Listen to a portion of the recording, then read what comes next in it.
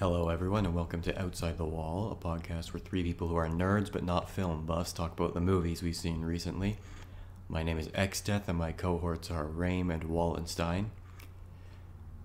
Today's films are Stalker and Solaris, both by Andrei Tarkovsky, the Soviet director.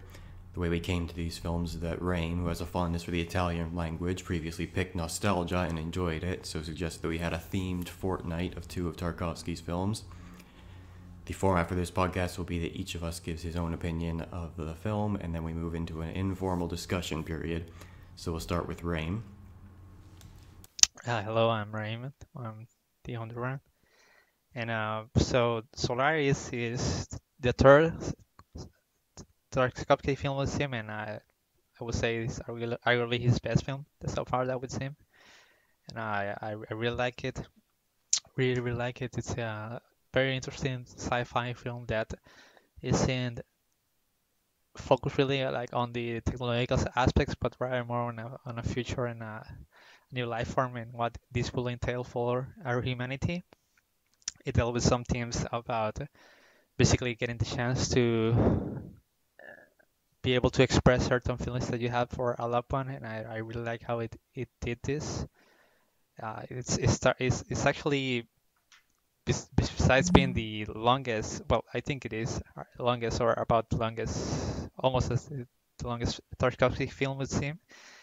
It has a much faster pace in comparison, and that really helps it a lot to despite all the conversations that there are and discussions throughout the film, it doesn't really feel it's a slow burn film.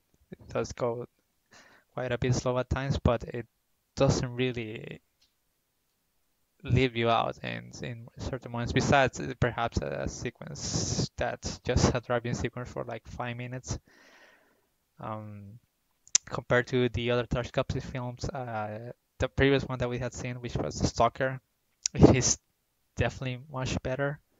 I wasn't much of a fan of Stalker. I was really primed to love it because I had really like nostalgia.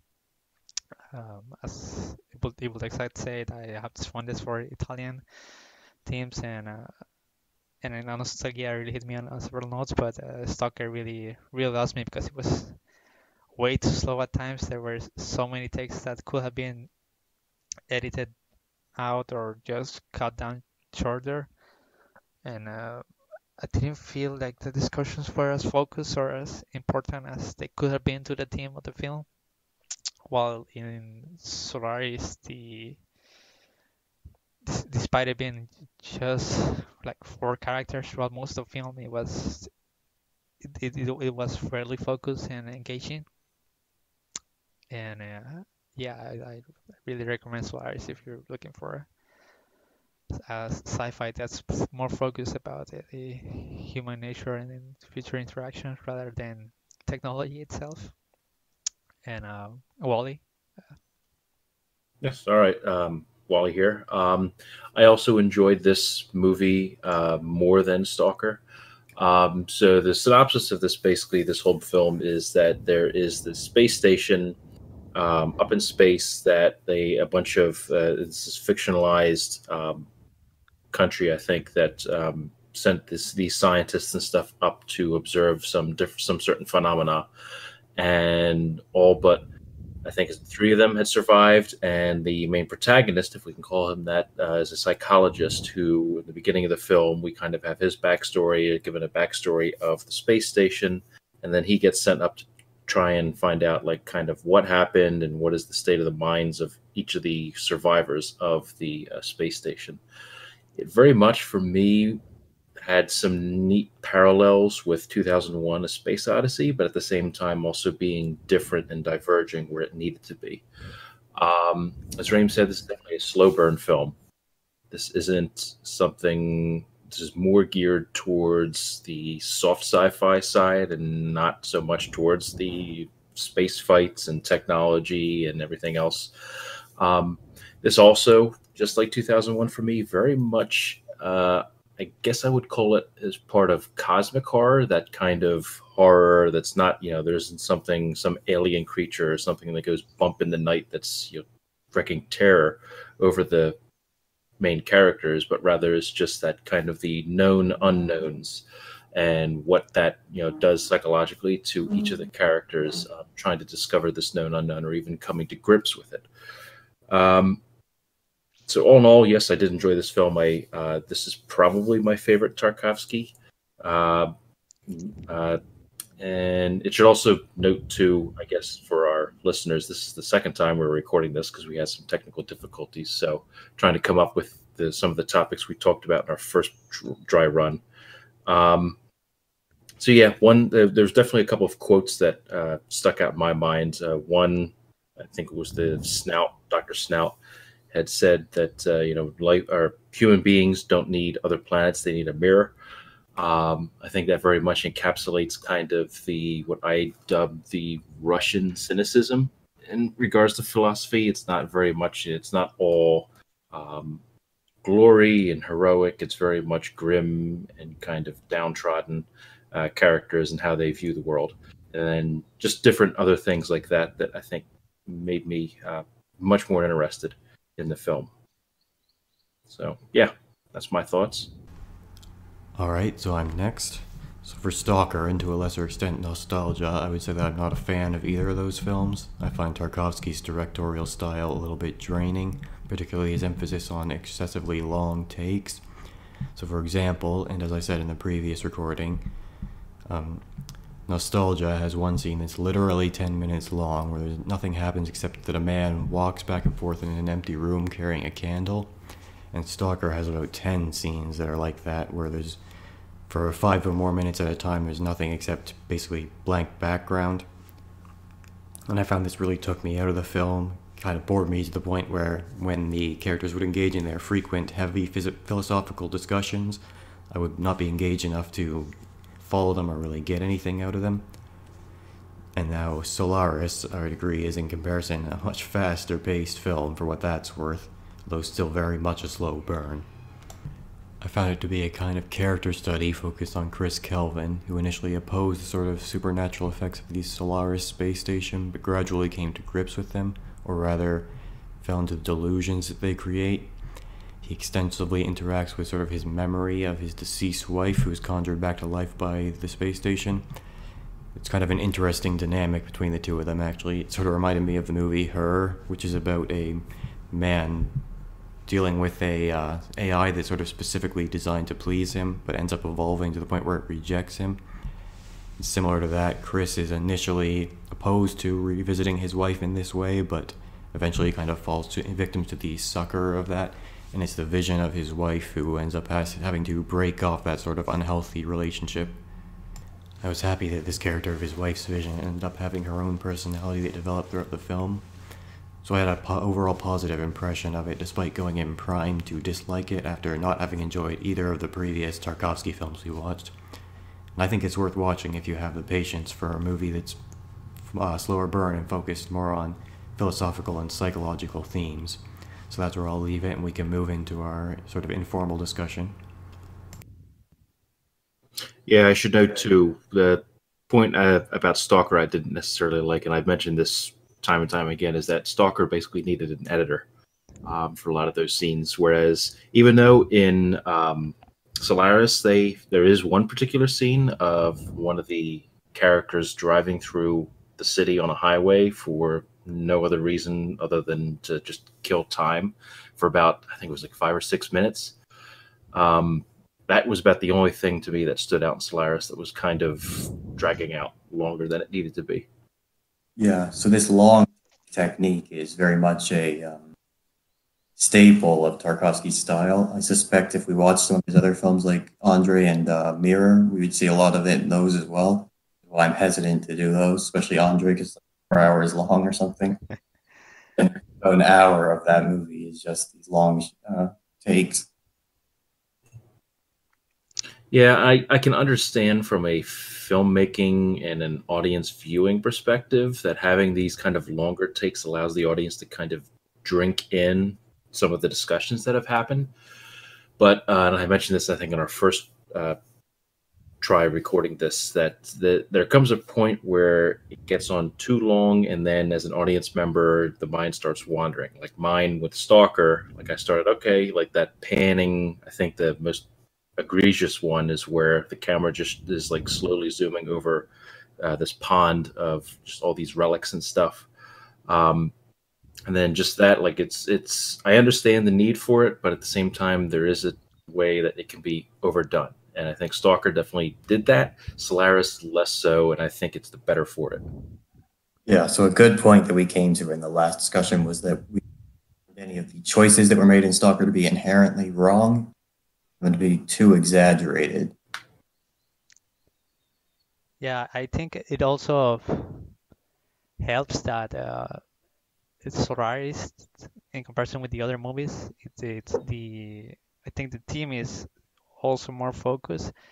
One of the facts is that in the Stalker one, when they're in the what we could say like the world's longest picnic, they have several discussions about nature of life and knowledge, and they're looking for this room where that can the Stalker is leading them, the scientists and the writer, to a room where they can fulfill their desires. It will turn one of their wishes true, and well, some of the discussions are interesting to talk about. They don't feel like as focused to the characters as they probably are in Solaris, and how they run through with it with these they call them guests, the manifestations of a known one from the inhabitants of the space station, and they as like the example, the quote of Dr. Snow that Wally said, humans don't need other planets but a mirror. They do like resonate with the themes of the film about humanity understanding themselves or expanding. And in Stalker, didn't feel that as much. I can understand that to a bit with nostalgia, but I feel nostalgia also was more focused in comparison with Stalker, since it is a Soviet poet going through a foreign land in Italy looking for more inspiration and experiences, and longing back about the place that he has left behind. But the long takes definitely make that probably feel a bit more disjointed at times, rather than just letting it sink in. Your mind probably won't. I know that Wally and Evil Dex had mentioned this, that there were moments in Stalker where they just like their minds wander around instead of focusing on what was happening on the film. Yeah, well, I think one point, Raim, you had mentioned before too, is the difference between Stalker and Solaris is that there in Stalker, and I think we all kind of agreed on this, is that there wasn't really that tension or suspense that was, at least that none of us felt during that film. Whereas Solaris, at least for me, I felt kind of more of that, just because the fact that the fourth character, the psychologist's wife, was kind of roaming around and she was the unknown in this. Whereas in Stalker, we were told that there were unknowns, but never had really seen them. I mean, unless I think I made a joke in our first recording of this, that unless you think the dog in Stalker is the like kind of unknown. Yeah. Yes. This is something that we should talk about again, which is the use of ambiguity in Stalker, and I think we all kind of wound up agreeing that it wasn't exactly well handled, because the tension, as you say, is kind of sacrificed to the idea of the ambiguity, but the ambiguity itself also kind of falls apart, and because Tarkovsky strong hints that the supernatural elements of the zone are real. Most notably, the fact that the Stalker's daughter winds up developing telekinetic powers due to exposure to it. Yeah, that's something that I really dislike about Stalker. The fact that we don't get into the zone until like 30 minutes into the film, if I remember correctly, and that was 20 minutes of which is just them sitting on the trolley staring at. Right. Yeah, and there's all this tension about the entire place is barricaded, set off by the Soviet military. So there's like no way a place this important will be taken care of. The place is so secure and basically monitored 24/7. And then when they get there, there are the remains of previous military equipment. The entire place seems to be desolate of any kind of life. just except the dog that shows up later on.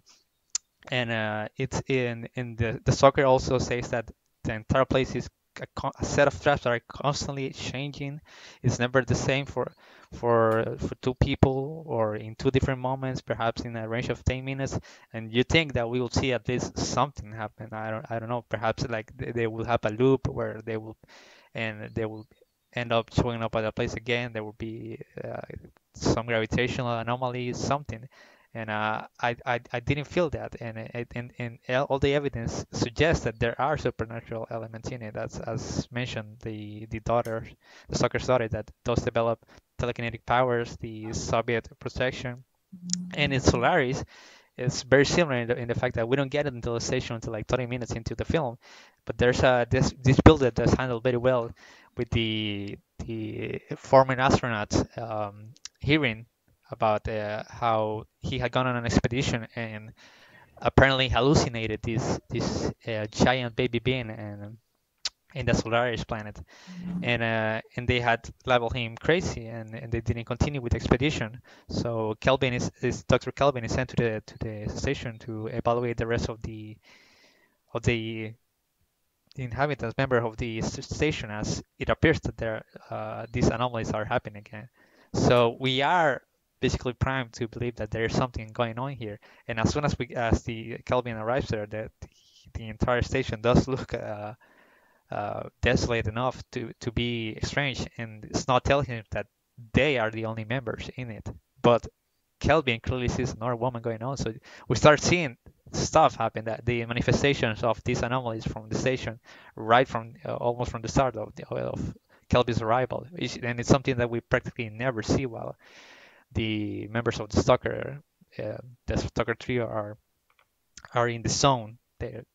Nothing ever happens, so it really breaks down that tension. Right. Well, I think part of, at least with Stalker, part of that ambiguity is also in the minds of the individual people.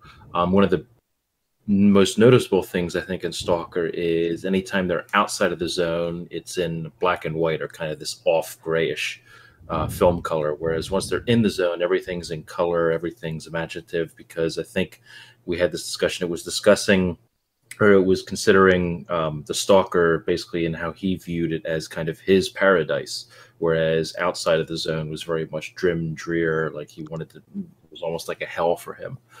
And I think too, with the other two characters in Stalker, there's that ambiguity, like they each had their own particular goal. The scientist wanted, I think, to destroy the zone because he was afraid if it got in the wrong hands, whereas the writer or the poet was correct me if I'm wrong, was he looking for just recognition of his works, or what? I think he wanted to use it to give himself genius, essentially. Right.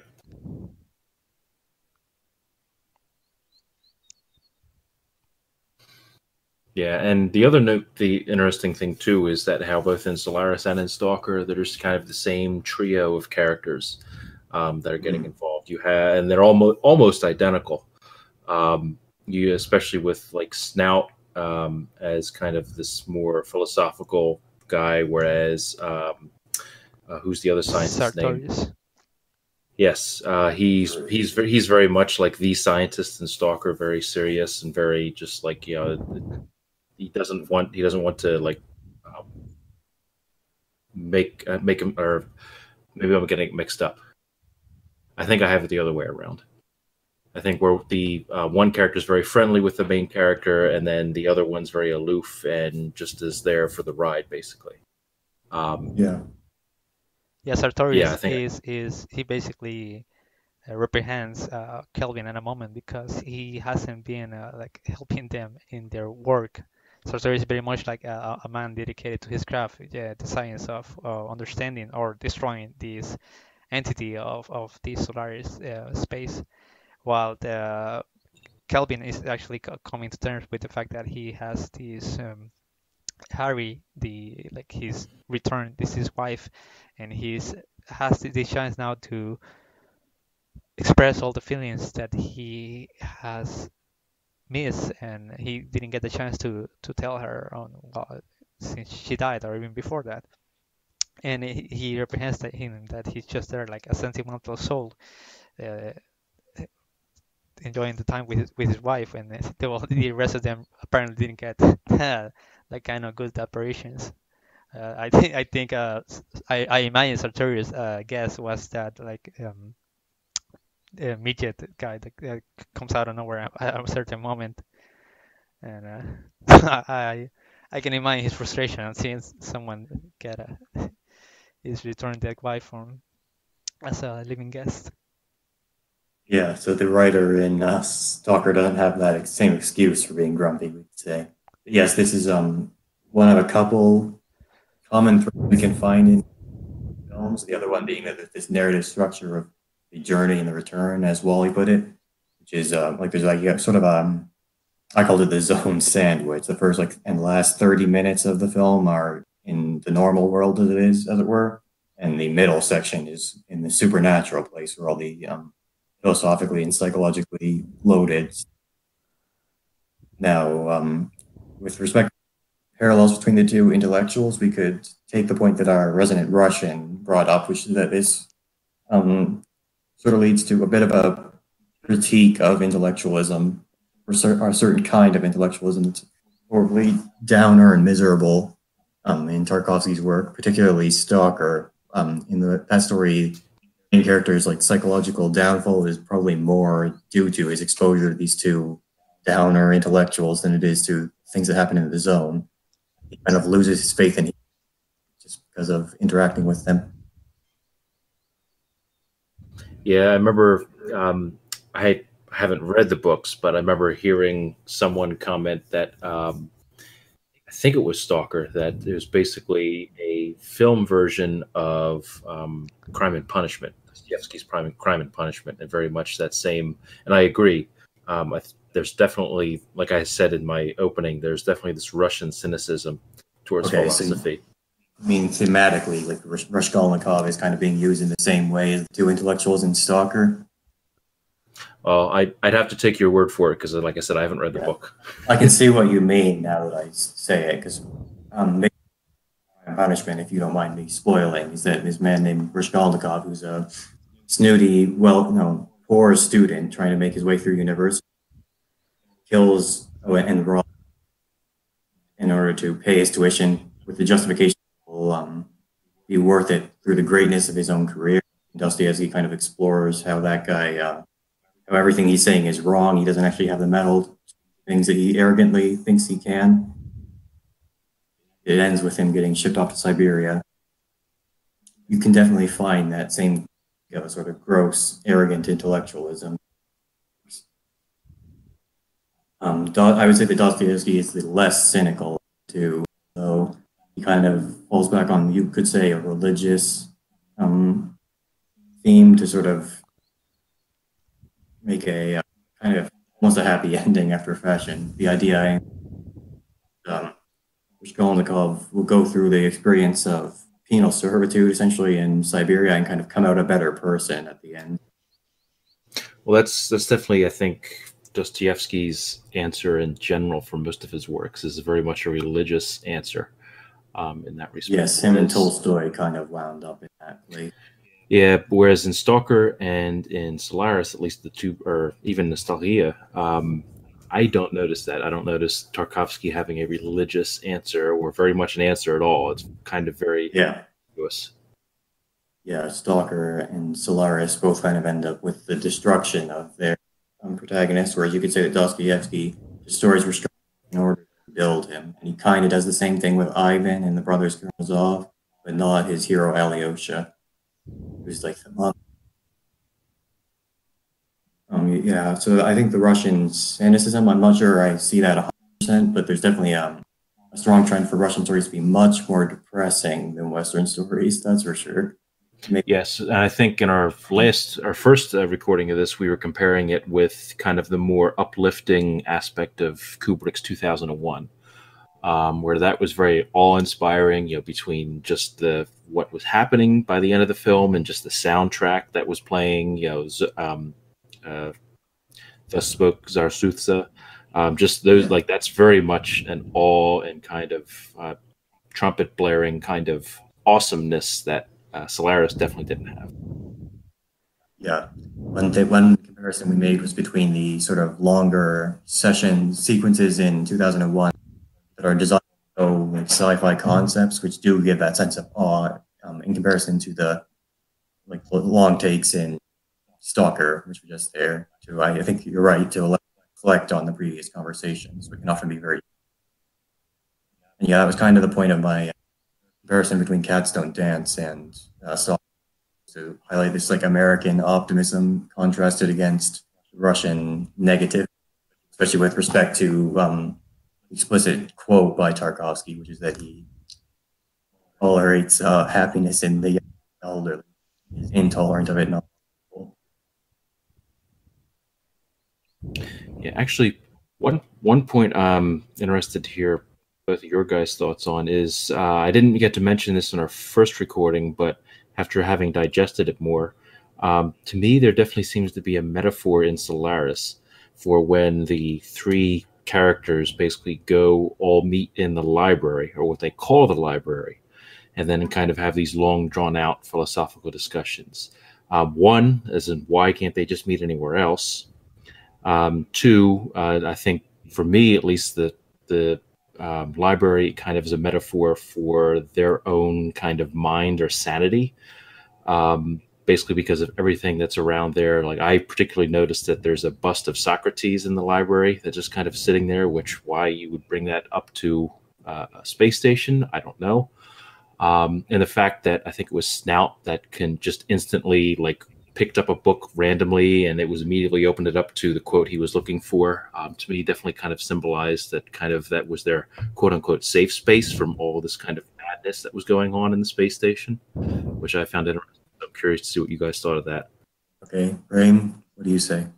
Yeah, I was thinking about the books part, but well, one of the reasons why I was assumed they brought that up is they had this really prolonged explosion living over there.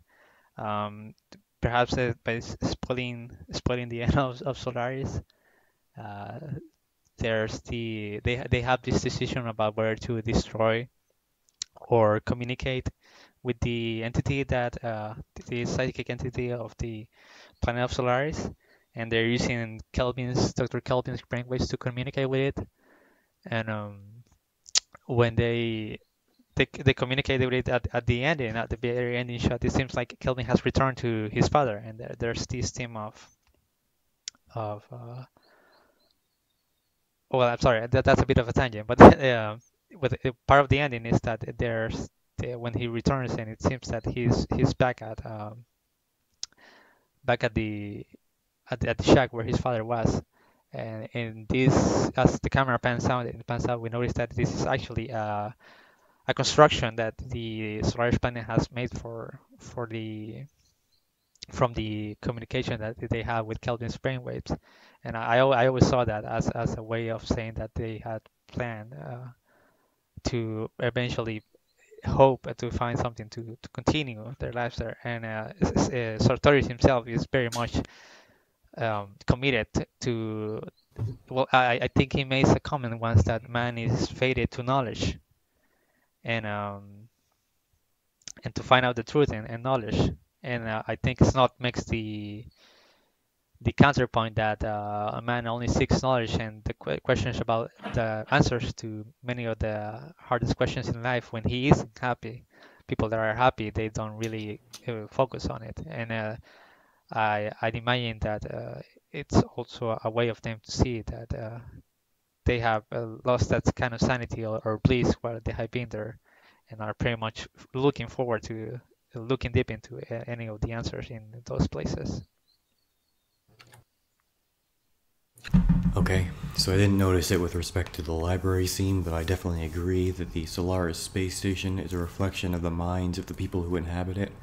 I think we can say this about a lot of stories, actually. For example, we could go back to the comparison with 2001, where the much cleaner and more orderly space station reflects the mind of somebody like David Bowman, who doesn't really have the same psychological hang-ups that hamper Tarkovsky's weaker, more troubled characters, for example.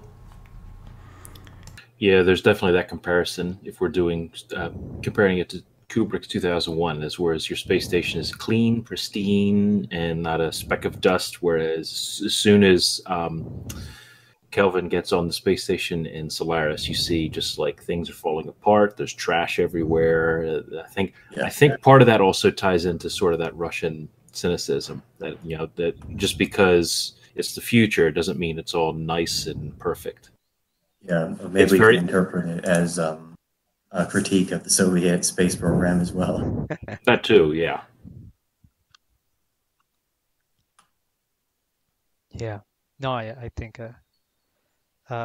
we had discussed the last time a bit more about Harry, and I know you made a couple of comments in the past about I think it was who made that he liked how she ended up being a developed character and not just like a prop, despite her being a manifestation of of Kelvin's deceased wife. And Harry's arc, I think it's a very nice one. Probably can be parallel to other sci-fi works about an alien life form that's very young. Let's say that very young, that has just come to life or is still coming to grips with understanding of perhaps humanity. The library's sequence, I think, expands a bit more on this about Harry expressing herself about how she has been more human than even someone as Sartorius. She is coming concerned more with the feelings and the feelings that she has also with Kelvin. Kelvin realizing that even though Harry is not technically his wife, it's still very much someone that he loves, born from the memories and feelings of someone that he loved in life. And Harry's contributions to the interactions are very, very important and satisfying, I would say. Even her own, also a spoiler, her end, how she comes to the decision that it would be better to if they use the machine to end her life and leave Kelly behind, even though they also become attached at this point. So I really love that kind of Harry development and the themes of her becoming human, let's say, or coming to grips with her humanity. Yeah, there's definitely, I think, a metaphor there too of kind of the almost like Carrie is this sort of blank slate that then suddenly learns from being exposed to the three other characters what it means to be human and kind of comes to their own understanding of what that means. Yeah, I definitely noticed that as well. Yeah, I picked up on that too. It's almost like she was just born when she first appears. In her earlier appearances, she's kind of like this very suggestible, like docile character, and then she develops her own personality and so on. Another thing I'd like to note related to this is that there's a quite effective where she tries to commit suicide but ends up just immediately. Tarkovsky kind of explores the idea of it needs to come with something like immortality. Section to have. Yeah, I can see that. Yeah, that was also, I think, something that helps build upon on Harry's final decision, and that was I think a good moment to add also for her bond with Kelvin and her decision to leave him behind. I don't know if we had anything else to add. We've gone over 20 minutes now. Okay. Yeah, that's all right. I think we're getting to the end here. So this has been Outside the Wall. See you next time. Thank you. Bye.